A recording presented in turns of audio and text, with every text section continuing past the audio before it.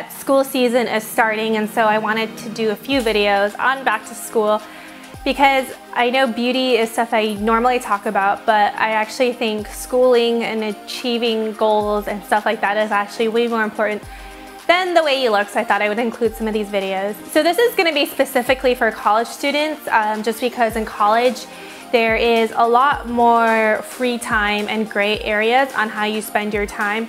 When you're in college, you basically have one exam, one paper, and that's your grade, and then for the rest of the semester you're free to do whatever you want. And while that might seem like you have a lot of free time, in actuality you're probably really busy because you have all these extracurriculars and social life and just things that you want to do for college. So I want this video to be how to get good grades in college, or like the secrets I've learned in college. So when I was in college, probably like 4 years ago, I overloaded every single semester. I graduated with 2 majors and I graduated a semester early. So I definitely had a lot on my plate and I was very stressed out. I think college was some of the most stressful times of my life, just because I had like a bajillion different things, and I was in charge of organizing all that, and I was also constantly, you know, my performance was also constantly graded on a curve and based against everybody else. So it was just a lot of like competition, as well as like time management, as well as like trying to figure out how to study, as well as like living on my own, trying to figure this all out. So I'm going to give you some advice for getting good grades in college.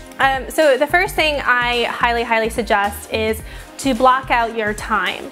So get a calendar that has like those planners that have like a 12 a.m. to 12 a.m. like time slots of hourly chunks or half-hourly chunks or whatever, or else use Google Calendars to block out your time. This is so important because I remember when I was really stressed out, I had like 20 different things to do and I had 2 weeks to do it. And I was like, oh my goodness, I don't even know where to begin because there's so much to do and not enough time. So what I did was I took all the tasks that I needed to do, put kind of a deadline of how long I would spend on each task, because when you have, you know, 5 exams, you can only study so much for each exam. So I would kind of like put a time limit, and then I break off that time and then I kind of put it in the time slots. So let's say I would give myself 15 hours to write a paper, right? So I basically block off 5-hour chunks in my calendar to get that paper done, and I'd have to finish it by that time. Let's say I had to do some research. I would block out, you know, 1 hour for this in my calendar. And at the end of it, you actually realize that you have 24 hours in a day, and you take 24 multiplied by, you know, 14, however many days you have to complete things, and you realize it is actually a lot more time than you expect. So this was really helpful for me because it allowed me to see things and to have a kind of schedule for myself, and I had to follow the schedule, because if I didn't, my whole like time and goal setting would have completely like fell apart. So I highly recommend getting a calendar or some kind of system where you can block off times for you to study, times for you to work out, times for you to socialize, times for you to go to class, times for you to do things, so that way you're not overwhelmed with tasks, but you actually have a schedule to complete those tasks. The second thing is to really review your notes right after class. I will admit that I was not very good at going to class. I wish I did go to class, but I actually did not go to a lot of my classes. So if you don't go to class, try to get notes from somebody. But if you do go to class, which you should, read the notes right after so you have good memory. And what's a great way to do it is take, you know, your notes in class and then kind of retype them or reorganize them. Having to reorganize them in certain categories or in certain ways will really force your mind to look at that information in a different way, and it will kind of be more concrete in your mind after you kind of twist the information around. So I highly suggest doing that. And also before the next class is just to skim through the notes again, just so that you remember what the professor was talking to you before. 3 is don't procrastinate while studying. Obviously this is really it's a lot easier said than done, and I know that in school you have so many different things going on. So I highly suggest, if anything, to go to review sessions.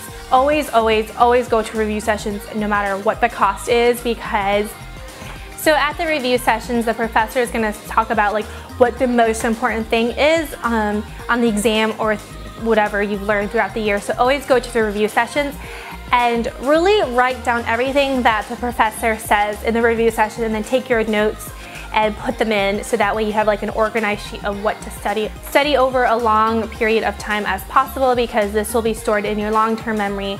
So that way when you do cram for finals, you're not really cramming, you're just kind of bringing it back from your long-term memory. Study main ideas first and then work on the details. So I think my problem when I was studying was I was always focusing so much on the details but not on the main picture. And again, when you're taking a final, there's only so many questions and only so long of a period that the exam consists of. So they're going to test you on the main material or the big picture ideas. So make sure that you kind of get the main picture and then go deeper. And also try to kind of think about what is emphasized in the exam, or what is emphasized in the professor's lectures, what is emphasized in the study guides, or what's emphasized in TA sessions. It's really important to figure out what's exactly on the exam. So figure out what they emphasize and then really dig into that. The fourth thing I suggest is to go to TA sessions. TA sessions are basically teacher assistants who work directly with the professor and try to create content to help you guys understand the material. Find a good TA. If you have a really good TA who just works with your learning style, it is so important because they will be the point of contact for you if you have any questions, and most likely they will have had that professor, so they can give you tips on, you know, what kind of information the professor likes to test on and how their questions are and how they grade. So really buddy up with the TA, or just go to their sessions of someone you really like and someone who's had the professor before, so they can give you their tips and tricks on studying. Also, use a classmate or family member or somebody so you can really talk the information through. Some things that I like to do when I was in school was I would try to pretend I was like making a YouTube video about the content, and I would try to really talk and explain to people about it. When you have to talk and explain something to someone, you realize what you're missing, and you realize when you're looking back at your notes. So either study with someone, have a conversation with them about the topic, or else if you don't have someone to study with, try to explain it. You know, pretend you're giving a presentation or making a YouTube video or whatever about it, and figure out where it is that you have holes, because that is really what you need to study. Use acronyms and make things into a story so it's memorable. So when I was taking Chinese, I had such a hard time remembering how even the word looked, because I just had no idea, you know, there's just so many characters in Chinese that it's so hard to remember. So I would actually, each word, like rice or something, I would make a story of how to write it based on what the word meant. So if you try to make stories, it's a lot easier to remember things off the top of your head. Get old practice exams. Professors are really lazy actually, and they don't want to make a lot of questions because test questions are really hard to write. So they're going to recycle a lot of old tests from before. So try to get somebody who's been in the class before, see if you can borrow their old practice exams, look online and see if the professor has posted any sample questions, sample tests, or look at the book publisher. Figure out who wrote the book, the textbook you're using, and then see if they have practice questions. Not only will this help you like think of information in a new way and apply what you've learned in a test environment, but most likely the professor has looked through those question banks and maybe made questions based on the publisher test questions. I highly suggest studying in the library. I know a lot of people like to study in their room or whatever, but in the library, you see everybody else studying and you're competing against them for that curved grade. So I like to study in the library because it always reminded me like what my competition was and how hard everyone else is studying. And if you see other people studying, you're probably going to be less likely to procrastinate, go on Facebook or YouTube or whatnot. So go to a place where other people are studying, because that environment will really get you in the zone. And also use blocker websites, block Facebook, block YouTube, block these websites that are very distracting, and just do it for like an hour. Just block those sites for an hour, and once you've studied for an hour, you can always go back to them. That's a great reward for you to complete like intervals of studying.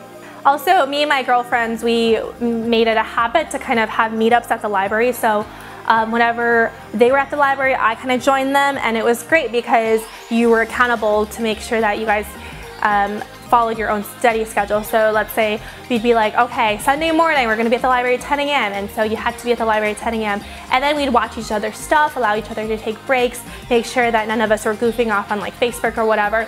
But having like study buddies or study partners to really keep you accountable is really, really great. And also try not to pull all-nighters. All-nighters can be counterproductive because you're not gonna have enough brain power to actually perform well on the test. If you are going to pull an all-nighter, however, I would suggest pulling all-nighters for topics that require a lot of memorization, because sometimes if you just cram it all in, hopefully you can cram it all out on the exam. However, I do not recommend all-nighters for exams that require a lot of application, so not necessarily memorization, but application or skills, like for example writing an essay or whatever, because you're going to need that brain power to perform. If you think you cannot get any sleep that night, try to at least get 3 hours, because that is when your body goes through, I think, a full stage of REM cycle. So when you wake up, you're not going to be too groggy, but you're just going to have enough sleep so that the information does consolidate in your brain. So those are my study tips that really helped me get through college. Let me know in the comments below what some of your biggest study tips are, and I will talk to you guys later. Bye!